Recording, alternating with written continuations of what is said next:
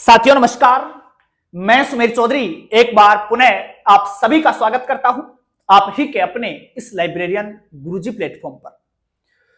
साथियों, जिस समय का आप लोग बड़े ही लंबे समय से इंतजार कर रहे थे वो समय भी आपका अब समाप्त होता है। अधीनस्थ बोर्ड ने राजस्थान लाइब्रेरियन ग्रेड 3 की विज्ञप्ति कल जारी कर दी थी और आज उसका विस्तृत विज्ञापन भी जारी कर दिया गया है। सिलेबस भी साथ ही जारी कर दिया गया है। तो अब मुझे नहीं लगता कि इस वैकेंसी को लेकर आपके मन और मस्तिष्क में कोई संशय होगा। आपको फॉर्म भरने का टाइम भी बता दिया गया है, तिथि भी जारी कर दी गई है कि फॉर्म कब से कब तक भरे जाएंगे।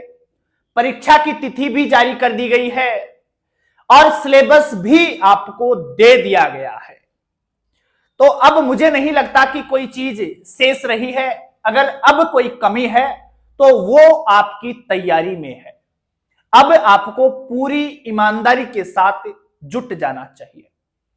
वैसे कल जब ये वैकेंसी आई थी तब से बहुत से बच्चे मुझसे जुड़े हुए हैं, तो उनके कॉल और मैसेजेस मुझे प्राप्त हुए हैं। आपसे बात करके मुझे ये तो अनुभव हुआ, ये फील हुआ मुझे कि आप लोगों के अंदर इस वैकेंसी को लेकर जोश और जुनून, आपका ये जज्बा काबिले तारीफ है।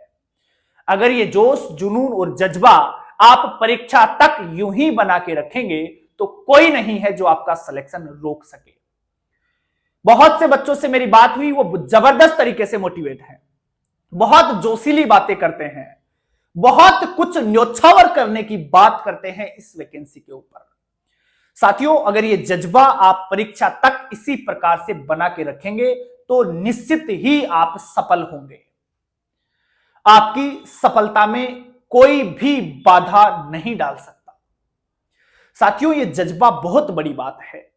वो कहते हैं ना कि यही जज्बा रहा तो मुश्किलों का हल भी निकलेगा। जमी बंजर हुई तो क्या वहीं से जल भी निकलेगा। ना हो मायूस, ना घबरा इन अंधेरों से ऐ मेरे दोस्त, इन्हीं रातों के दामन से सुनहरा कल भी निकलेगा। कोशिश कर, हल निकलेगा, आज नहीं तो कल निकलेगा। अर्जुन के तीर सा सद साला मरुस्थल से भी जल निकलेगा। तो बहुत बड़ी ताकत है ये। क्या औकात है इस लाइब्रेरियन वैकेंसी की, क्या औकात है इस एग्जाम की जो आपका सिलेक्शन रोक सके, अगर ये जोश, जुनून और जज्बा आप परीक्षा तक यूं ही बना के रखते हैं तो चलिएगा साथियों, बात करते हैं इस विज्ञापन के ऊपर। क्या क्या चीजें आपके लिए इंपॉर्टेंट है उन सभी के ऊपर हम चर्चा करते हैं। हम देखेंगे इसमें कि कुल कितने पद हैं, पदों का विभाजन किस किस में किस प्रकार से किया गया है, सिलेबस इसका क्या रहने वाला है, एग्जाम की डेट क्या है, फॉर्म कब से भरे जा रहे हैं, और फिर हम देखेंगे कि इसको प्राप्त करने के लिए हमारी रणनीति क्या होनी चाहिए। देखिएगा, बात करेंगे पुस्तकालय अध्यक्ष ग्रेड तृतीय की, जो सीधी भर्ती है आपकी 2024। साथियों, इसका संक्षिप्त विज्ञापन 10 नवंबर 2024 को जारी कर दिया था, लेकिन आज 11 नवंबर को इसका विस्तृत विज्ञापन भी जारी हो गया है। आपके सिलेबस के साथ ही सारी चीजें एकदम स्पष्ट कर दी गई है। चलिएगा, बात करते हैं हम सबसे पहले कि किस विभाग में कितने पद हैं और टोटल दोनों विभागों को मिलाकर कितनी पोस्ट 3rd ग्रेड लाइब्रेरियन की आई है। साथियों, 2 विभागों में ये वैकेंसियां हैं, माध्यमिक शिक्षा विभाग और संस्कृत शिक्षा विभाग। दोनों को एक साथ करके ये विज्ञप्ति जारी कर दी गई है और एक ही दोनों की परीक्षा होगी। माध्यमिक शिक्षा विभाग की गैर अनुसूचित क्षेत्र के लिए 439 पोस्ट हैं और अनुसूचित क्षेत्र के लिए 61 पोस्ट हैं। कुल पोस्टों की अगर मैं बात करूं माध्यमिक शिक्षा विभाग की तो वो है आपके लिए 500। अनुसूचित क्षेत्र और गैर अनुसूचित क्षेत्र दोनों को मिलाकर माध्यमिक शिक्षा विभाग की कुल 500 पोस्ट है साथियों। दूसरा विभाग संस्कृत शिक्षा विभाग के लिए अगर बात करें तो 44 पोस्ट तो हैं गैर अनुसूचित क्षेत्र की और 4 पोस्ट हैं आपकी अनुसूचित क्षेत्र की। इनको मिलाएं तो ये होती है 48। कुल मिलाके ये समझिएगा कि माध्यमिक शिक्षा विभाग की आपके लिए 500 पोस्ट है और संस्कृत विभाग की 48 पोस्ट है। अगर मैं ये कहूं कि सर ये भर्ती कितने पदों पर आई है, तो फिर आप देखेंगे कि सर ये 548 पदों पर कुल वैकेंसी है। 548 पदों के लिए आपको फॉर्म अप्लाई करना है और ये 548 बच्चे कुल सेलेक्ट होकर के जाएंगे। आयु की बात करें कि एज क्या होनी चाहिए, देखिएगा आयु सीमा जो है कब से काउंट की जाएगी, 1/1/2026 से काउंट की जाएगी। कैसे? न्यूनतम आयु 18 वर्ष होनी चाहिए, कम से कम विद्यार्थी 18 साल का होना चाहिए तो ही फॉर्म भर पाएगा। 18 साल कब से काउंट करनी है? 1 जनवरी 2026 से, ना कि आज से या ना फॉर्म भर रहे हैं उस दिन से। वो सब काउंट नहीं होगा, आपको देखना पड़ेगा 1 जनवरी 2026 को क्या आप 18 साल के हो गए हैं। अगर 18 साल के हैं तो आप फॉर्म भर सकते हैं। 18 साल के होने चाहिए और ज्यादा से ज्यादा आयु आपकी 40 साल से एक दिन कम होनी चाहिए। मतलब 40 साल नहीं होनी चाहिए, 40 साल में भले ही एक ही दिन कम हो लेकिन कम रहना चाहिए। तो 18 से लेकर 40 साल के बीच के जो विद्यार्थी हैं वो इसका फॉर्म अप्लाई कर सकते हैं। हाँ, जो छूट है वो आपकी जैसे चली आ रही है 3 वर्ष और 5 वर्ष, वो ऐसे ही चलती रहेगी, वो इसमें भी लागू है। उसके बाद बात करते हैं वेतनमान की। पे मैट्रिक लेवल 10 L10 की ये वैकेंसी है। अगर मैं बात करूं इसके पे ग्रेड की तो इसका पे स्केल रहेगा साथियों 3600 रुपए। पे ग्रेड कितना है? 3600 है और 3600 पे ग्रेड किस में शामिल होता है? L10 में होता है। 3600 का मतलब सिंपल शब्दों में ऐसे समझो कि जैसे ही आपका प्रोबेशन कंप्लीट हो जाएगा इस भर्ती का, जैसे ही प्रोबेशन कंप्लीट होगा आपकी सैलरी 50,000 प्लस होगी। 50,000 से ऊपर आपकी सैलरी होगी। पहली सैलरी प्रोबेशन के बाद 50,000 प्लस आने वाली है और वो आगे बढ़ती रहेगी। फिर चलिएगा आगे बढ़ते हैं और बात करते हैं इसकी शैक्षणिक योग्यता की। क्या क्वालिफिकेशन आपकी इस फॉर्म को भरने के लिए होनी चाहिए? देखो, सबसे पहली चीज तो ये कि आप कम से कम 12वीं पास रहने चाहिए।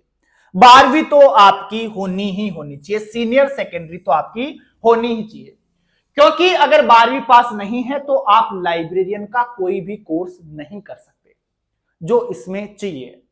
12वीं के साथ ही आपके पास या तो लाइब्रेरी साइंस का कोई सर्टिफिकेट हो, अर्थात 6 महीने वाला कोर्स हो। 12वीं के साथ या तो आपके पास सर्टिफिकेट होना चाहिए, सर्टिफिकेट नहीं है तो आपके पास कोई डिप्लोमा हो, डिप्लोमा नहीं है तो आपके पास कोई डिग्री हो लाइब्रेरी साइंस की।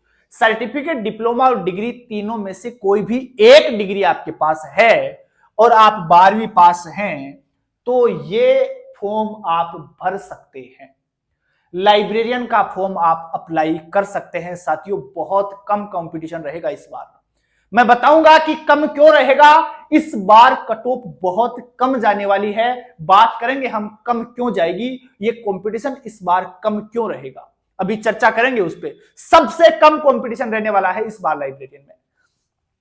उसके बाद ये तो फॉर्मेलिटीज है, देवनागरी लिपि में लिखी, हिंदी में कार्य करने का ज्ञान एवं राजस्थान की संस्कृति का ज्ञान जो सबको होता है, हिंदी सबको आती है नॉर्मली, ये तो फॉर्मेलिटी है। मूल रूप से जो क्वालिफिकेशन है वो आपकी 12वीं पास होनी चाहिए और 12वीं के साथ ही आपके पास लाइब्रेरी साइंस का कोई भी सर्टिफिकेट, डिप्लोमा या डिग्री कोई भी एक हो। सर्टिफिकेट, डिप्लोमा, डिग्री तीनों में से एक चीज आपके पास होनी चाहिए और ये होगी, इसका मतलब आप ऑलरेडी 12वीं पास है। अगर 12वीं से ऊपर आप ग्रेजुएट हैं, आपने यूजी पीजी वगैरह जो भी है वो हो सकता है, कोई बड़ी बात उसमें नहीं है, कोई दिक्कत उसमें नहीं है। कम से कम 12वीं और लाइब्रेरी साइंस का सर्टिफिकेट या कोई भी डिग्री, डिप्लोमा आपके पास होना चाहिए। चलिएगा आवेदन करने की अवधि की बात करते हैं। तो आवेदन की तिथि आपको दे दी गई है 5 मार्च 2025 से आप फॉर्म भर सकते हैं। 5 मार्च से आपके फॉर्म स्टार्ट हो जाएंगे और आप 3 अप्रैल तक इसका फॉर्म अप्लाई कर सकते हो। 5 मार्च से लेकर 3 अप्रैल तक आपके ये फॉर्म भरे जाएंगे। बात करते हैं परीक्षा के आयोजन की। तो बोर्ड ने कहा है कि 27/7 को आपका पेपर ले लिया जाएगा। अब वो बोर्ड निर्धारित करेगा कि आपका जो ये पेपर है वो ऑनलाइन लेता है या ऑफलाइन लेता है, यथा समय आपको सूचित कर दिया जाएगा। लेकिन आप ये तय ही मान के चले कि आपका पेपर ऑफलाइन ही होगा, ओमार सीट पर ही होगा। चलिएगा, उसके बाद आगे बढ़ते हैं और कुछ और चर्चा करते हैं। देखिएगा, अन्य चीजें और देख लेते हैं हम। देखिएगा साथियों, पुस्तकालय अध्यक्ष ग्रेड 3 के पदों हेतु परीक्षा की स्कीम और पाठ्यक्रम। बात करते हैं परीक्षा की स्कीम की और आपके इस सिलेबस की चर्चा कर लेते हैं। देखिएगा, पेपर होंगे आपके 2 साथियों, 2 पेपर होंगे, फर्स्ट और सेकंड। दोनों ही पेपर बराबर बराबर नंबर के होंगे और बराबर बराबर ही क्वेश्चन आएंगे दोनों ही पेपर में। एक एक पेपर की चर्चा करते हैं। सबसे पहले हम बात करेंगे पेपर फर्स्ट की। पेपर फर्स्ट की चर्चा करते हैं। देखिएगा, जो पेपर फर्स्ट है वो होगा आपका 200 नंबर का। 200 नंबर का पेपर होगा और टोटल क्वेश्चंस की संख्या होगी 100 क्वेश्चन 200 नंबर के, मतलब एक क्वेश्चन 2 नंबर का होने वाला है। इन 100 क्वेश्चंस के लिए आपको समय दिया जाएगा 2 घंटे। सभी क्वेश्चन जो हैं वो मल्टीपल चॉइस के होंगे, ऑब्जेक्टिव टाइप के क्वेश्चन होंगे साथियों।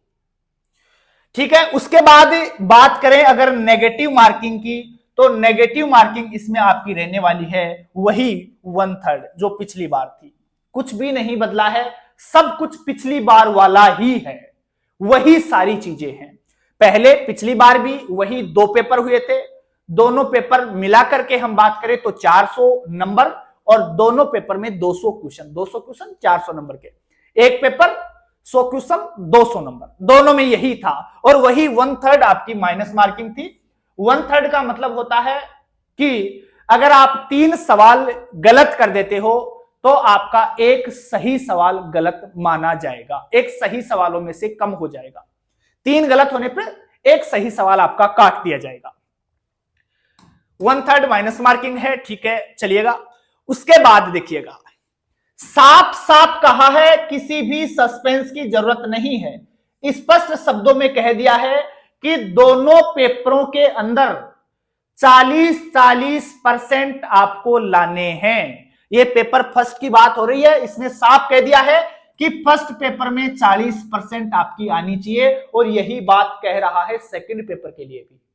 उसमें भी 40% आपके कम से कम होने चाहिए। अगर 40 से कम है तो आपका अगला पेपर जांचा ही नहीं जाएगा। अगली जो उम्र है दूसरे पेपर की वो चेक ही नहीं होगी। आप भले ही उसमें कितने ही नंबर ले आओ, उसका कोई मतलब नहीं है। 40% तो दोनों पेपर में अलग अलग आने ही चाहिए। पहले पेपर में 40% कम से कम और दूसरे में भी 40%। हाँ, वो अलग बात है।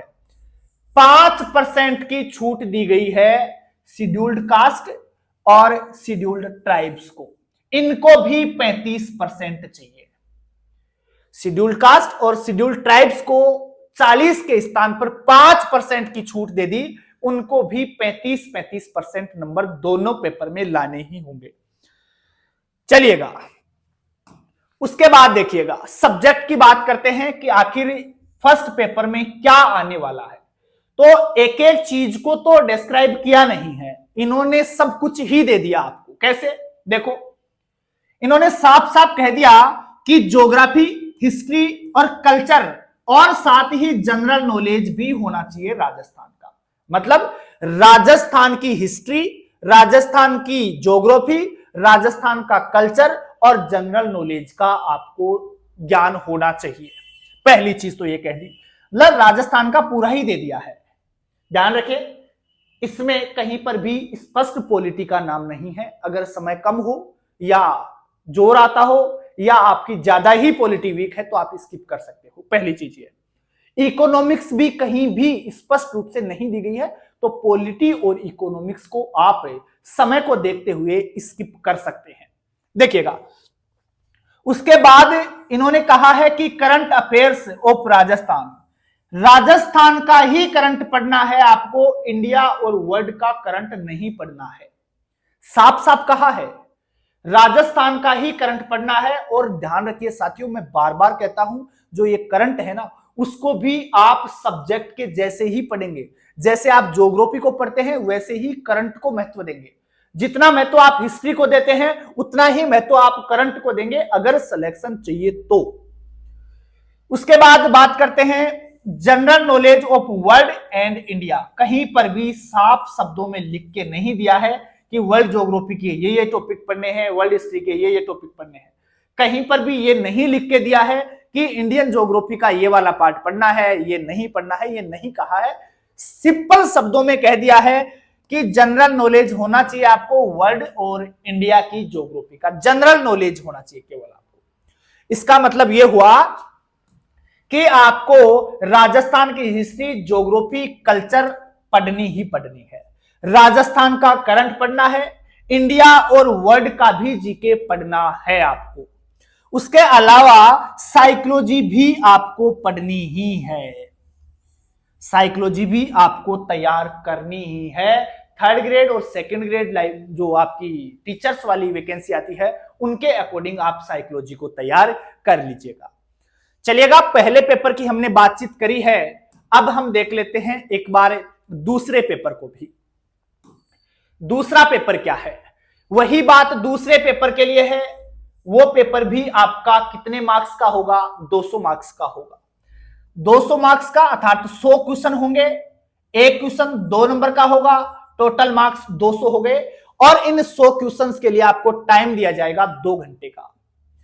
पहला पेपर था उसमें भी 100 क्वेश्चन थे, दूसरे पेपर में भी 100 क्वेश्चन है। दोनों पेपर में 100 क्वेश्चन आएंगे और 100 क्वेश्चन 200 नंबर के होंगे।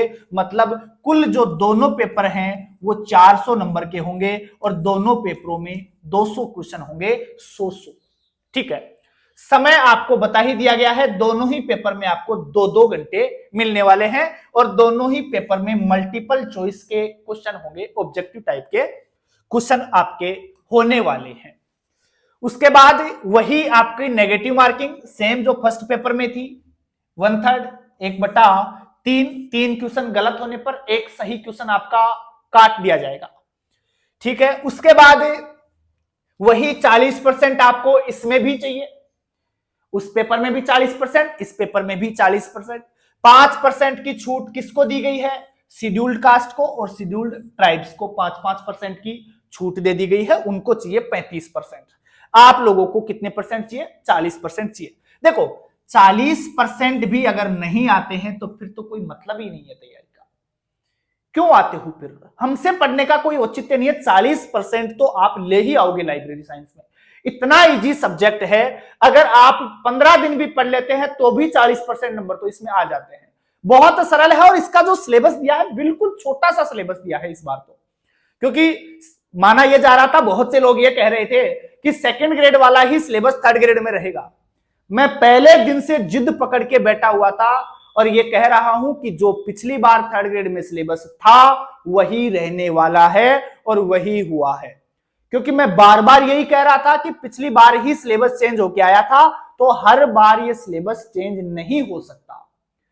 फिर वो भी अंतर था, ये सेकंड ग्रेड थर्ड ग्रेड, तो अंतर तो होना ही होना था। और मैं शुरू से ही इसी सिलेबस के हिसाब से पढ़ा रहा हूं, पहले ही दिन से। एप्लीकेशन ओपन करिए लाइब्रेरियन गुरुजी और वहां जाके देखिए, मैंने इसी सिलेबस के हिसाब से कंप्लीट कोर्स करवा रखा है। टॉपिक वाइज क्वेश्चन भी करवा रखे हैं सबके, इसी सिलेबस के हिसाब से करवाया था। जबकि लोगों का तर्क था कि सेकंड ग्रेड वाला ही होना है, जबकि कभी पॉसिबल नहीं था ये। चलिएगा, खैर ये देख लिया 5% की छूट रहेगी शेड्यूल्ड कास्ट को और शेड्यूल्ड ट्राइब्स को। अब बात करते हैं इसके सिलेबस की, सेकंड पेपर के सिलेबस की, है ना। तो उसमें क्या क्या रहने वाला है। देखिएगा सेकंड पेपर को 4 यूनिट्स में बांटा गया है, 4 भागों में बांटा गया है। 100 क्वेश्चन आएंगे, 4 भागों में बांट दिया इन्होंने, और 4 भागों में बांटते हैं तो लगभग 25-25 क्वेश्चन एक यूनिट के हिस्से में आते हैं। लेकिन 25-25 आते नहीं है, किसी यूनिट से ज्यादा आते हैं, किसी से कम आते हैं। मैं ये भी बताऊंगा कहां से कम आते हैं, जब पढ़ेंगे तो वो सारी चीजें भी डिस्कस करेंगे। देखिएगा पहले यूनिट की बात करते हैं। पहले यूनिट यूनिवर्स ऑफ नॉलेज, ज्ञान जगत है। अब इसके अंदर स्ट्रक्चर एंड एट्रीब्यूट्स की बात करेंगे, modes of subject formation method, जो विषय निर्माण की विधियां वगैरह है उनकी भी बात करेंगे, डिफरेंट टाइप ऑफ सब्जेक्ट, विषयों के जो प्रकार वगैरह है उनकी भी बात करेंगे, और universe of subject as mapping in different scheme of classification, वो सब्जेक्ट्स की मैपिंग भी हम इसके तहत करते हैं। बहुत अच्छे से मैंने ये आपको पढ़ा रखा है, ऑलरेडी तैयार करवा दिया है। उसके बाद चलते हैं दूसरी यूनिट में। बहुत छोटी सी यूनिट है ये, कुछ भी नहीं है इसमें, बहुत सिंपल है, बहुत ही छोटी है। दूसरी में है बिब्लियोग्राफिक डिस्क्रिप्शन। इसमें catalogue purpose, structure, types, physical forms include OPAC filing rules. उसके साथ ही नॉर्मेटिव प्रिंसिपल कैटालॉगिंग के, overview of principle and practice in documentation description इसी में है। जो करंट ट्रेंड्स हैं, जो स्टैंडर्डाइजेशन के हैं, डिस्क्रिप्शन के हैं, और एक्सचेंज के जो भी नए करंट ट्रेंड्स हैं वो भी इसमें हम पढ़ते हैं। और उसके बाद कैटालॉगिंग के स्टैंडर्ड वगैरह जो भी हैं, कैटालॉगिंग कोर्स वगैरह हैं, वो सब हम तैयार करते हैं। चलिएगा उसके बाद हम बात करते हैं, इससे थोड़ा सा आगे बढ़ते हैं और तीसरी यूनिट की चर्चा करते हैं। सेकंड पेपर की तीसरी unit, method of knowledge organisation, ज्ञान संगठन की जो विधियां हैं। उसके बाद general theory of library classification, वर्गीकरण की जो भी जनरल थ्योरीज हैं उनकी भी हम चर्चा करते हैं इसमें। उसके बाद नॉर्मेटिव प्रिंसिपल देखेंगे, किसके, क्लासिफिकेशन एंड अदर एप्लीकेशंस, इनकी चर्चा करते हैं। और लास्ट में हम बात करते हैं स्पेसिफिक लाइब्रेरी क्लासिफिकेशन की, उनकी भी चर्चा हम करते हैं। तो बहुत छोटी सी, ये भी कोई ज्यादा बड़ा इसमें पार्ट है नहीं। कुल मिला के जो आपकी सेकंड ग्रेड की सेकंड यूनिट है उसी को तोड़ करके इसमें 4 यूनिट बना दी गई है। इतना ही सिलेबस है, उसकी सेकंड यूनिट ही थर्ड ग्रेड लाइब्रेरियन का पूरा सिलेबस है। उसके बाद और देखें इसमें तो देखिएगा standard scheme of classification and their features, कौन कौन सी स्कीम पढ़नी है क्लासिफिकेशन की, सीसी, डीडीसी और यूडीसी। 3 वर्गीकरण की पद्धतियां आपको इसमें पढ़नी होती हैं। उसके बाद नोटेशन में क्या है, नीड, फंक्शन और उसकी कैरेक्टरिस्टिक्स, जो विशेषताएं वगैरह है वो हम इसमें देखते हैं। Design and development of scheme library, classification, standard, sub division index, trends in library classification. तो मूल रूप से क्लासिफिकेशन का पार्ट है इसमें। सब्जेक्ट क्लासिफिकेशन आपका चौथी यूनिट में, लेकिन मैं इसको भी साथ ही करवाता हूं। जब क्लासिफिकेशन पढ़ाता हूं तो ये चीजें साथ ही हो जाती हैं। क्लासिफिकेशन के दौरान ही सब्जेक्ट क्लासिफिकेशन हो जाता है। प्रिंसिपल ऑफ सब्जेक्ट क्लासिफिकेशन भी मैं उसी में करवा देता हूं। सब्जेक्ट हेडिंग लिस्ट, इसमें हम एलसीएस, एसएलएस वगैरह पढ़ते हैं और उसके फीचर्स की बात करते हैं। तो ये छोटा सा आपका इसमें सिलेबस रहने वाला है। तो चलिएगा साथियों, अभी हमने चर्चा करी कि इसके फॉर्म कब से कब तक भरे जा रहे हैं, कौन कौन लोग इसका फॉर्म भर सकते हैं, एग्जाम की डेट क्या है, सिलेबस के ऊपर भी हमने चर्चा करी है। इन सबको देखने के बाद अब आपके मन और मस्तिष्क में यह सवाल उठ रहा होगा कि मैं इसकी प्रिपरेशन आखिर आपके मार्गदर्शन में किस प्लेटफॉर्म के माध्यम से करूं कि मेरा इस बार सिलेक्शन हो जाए। तो साथियों, आप प्ले स्टोर पर जाइएगा और प्ले स्टोर पर लाइब्रेरियन गुरुजी एप्लीकेशन डाउनलोड करिए। वहां पर आपको राजस्थान लाइब्रेरियन ग्रेड 3 का भी पूरा कंप्लीट सेपरेट बैच मिलेगा, राजस्थान लाइब्रेरियन ग्रेड 2 का भी सेपरेट बैच मिलेगा।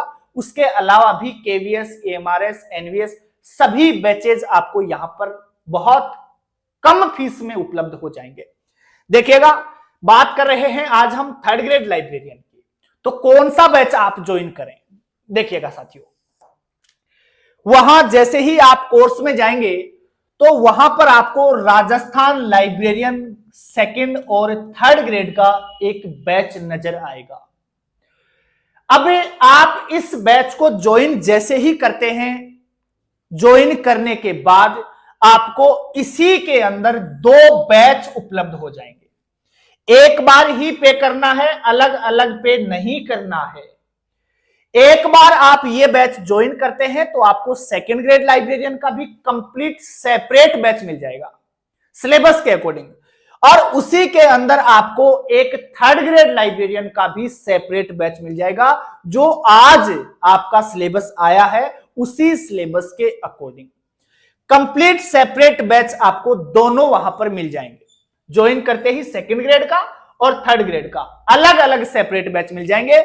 वो हमने दोनों इसलिए दिए हैं कि आप में से बहुत बच्चे ऐसे हैं जो चाहते हैं कि सर हमारी सेकंड ग्रेड के एग्जाम पहले हैं, तो हम पहले सेकंड ग्रेड का पेपर दे ले, आप हमें ये कोर्स भी अवेलेबल करवा दें और फिर हमें अलग से दोबारा पे नहीं करना पड़े, आप हमें इसी फीस में थर्ड ग्रेड का बैच भी दे दीजिए ताकि हम इसके बाद इस थर्ड ग्रेड में भी जुट सकें।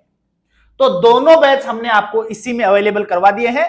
अगर कोई साथी केवल थर्ड ग्रेड पढ़ना चाहता है, सेकंड ग्रेड को खोलना ही मत, थर्ड ग्रेड वाला कंप्लीट तैयार करो। अगर कोई साथी एक बार सेकंड ग्रेड देना चाहता है तो थर्ड ग्रेड को छेड़ो ही मत, केवल सेकंड ग्रेड का ओपन करो और चुपचाप पढ़ो। कंप्लीट क्लासें वहां हमने डाल रखी हैं और जहां पर क्लास है उस क्लास के नीचे ही उसकी पीडीएफ भी हमने दे रखी है हैंड रिटन। आप उसे डाउनलोड करते जाइए और उसको डाउनलोड करके प्रिंट आउट लेकर अपने साथ के साथ नोट्स भी बना सकते हैं।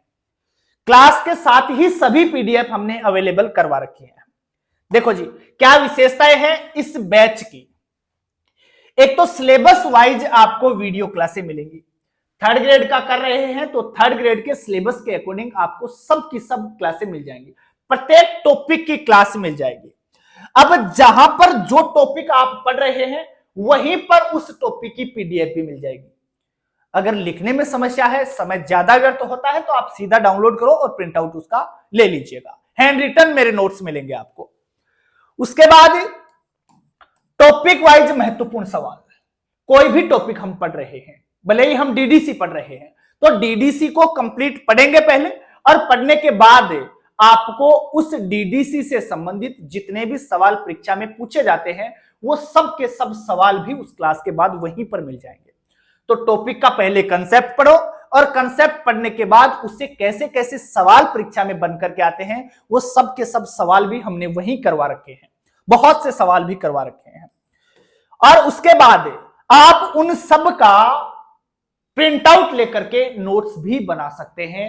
हमने एप्लीकेशन के बाहर उसका प्रिंट आउट निकालने का ऑप्शन भी दिया है। बहुत सी जगह पर ये नोट्स एप्लीकेशन में ही रहते हैं, लेकिन हमने इसे बाहर निकालने का ऑप्शन भी बच्चों को दिया है। साथ ही आपको सभी की टेस्ट सीरीज भी मिल जाएंगी। टॉपिक वाइज टेस्ट सीरीज भी अपनी चल रही है और उसके बाद यूनिट वाइज भी चलेगी, और फिर आपकी कंप्लीट सिलेबस के अकॉर्डिंग भी बहुत सारे टेस्ट हम करवाने वाले हैं। ये सारी विशेषताएं आपकी रहने वाली है। उसके बाद थोड़ा सा मैं आगे बढ़ता हूं, और ये सब किया है मैंने आप YouTube वाले बच्चों के लिए। ये इसलिए मुझे करना पड़ा क्योंकि मैं पिछले लगभग 1 साल से YouTube पर पढ़ा रहा हूं आप लोगों को एकदम निःशुल्क रूप से। तो लाइब्रेरी ऑटोमेशन और ये जो कंप्यूटर वाला पार्ट है, अब ये कंप्यूटर वगैरह ये जो है वो अदर टीचर पढ़ाते हैं, कंप्यूटर वगैरह के लिए दूसरे टीचर हैं। तो अब ऐसा तो है नहीं कि सभी निःशुल्क रूप से यहां सेवाएं दे देंगे, तो हमने उनके लिए ऐसे किया है, नाम मात्र की फीस में एप्लीकेशन के ऊपर उन बच्चों के लिए कंप्यूटर और लाइब्रेरी ऑटोमेशन का अलग से एक सेपरेट बैच दे दिया है। उनको बाकी जो भी पार्ट है लाइब्रेरी साइंस वाला उसके लिए पे नहीं करना है, वो हमने उनको यूट्यूब पे करवा दिया था। बहुत से बच्चे शुरू से जुड़े हुए हैं, तो वो लोग अगर कंप्यूटर और लाइब्रेरी ऑटोमेशन की क्लासें करना चाहते हैं तो इस एप्लीकेशन के माध्यम से कंप्यूटर और लाइब्रेरी ऑटोमेशन का ये बैच ज्वाइन कर ले। वहां पर आपको इन सब की पीडीएफ भी मिल जाएगी, वहां पर आपको कंप्लीट क्लासें भी मिल जाएंगी। कंप्यूटर भी वहां पर सुधीर सर के द्वारा करवाया गया, बहुत डिटेल से करवाया गया है, और लाइब्रेरी ऑटोमेशन वाला पार्ट वहां मैं करवा रहा हूं। और इनके भी बहुत से क्वेश्चन मैं करवाने वाला हूं आप लोगों को। जो क्लास हुई है सबकी पीडीएफ आपको वहीं पर मिल जाती है। तो ये सारी चीजें रहेंगी।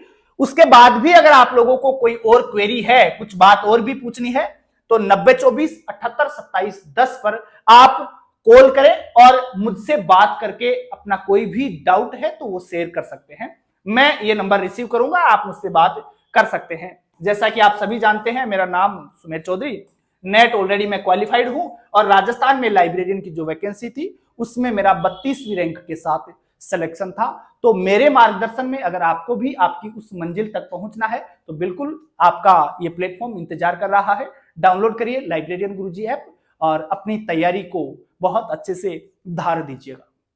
बहुत बहुत आप लोगों का धन्यवाद। जय हिंद, जय भारत।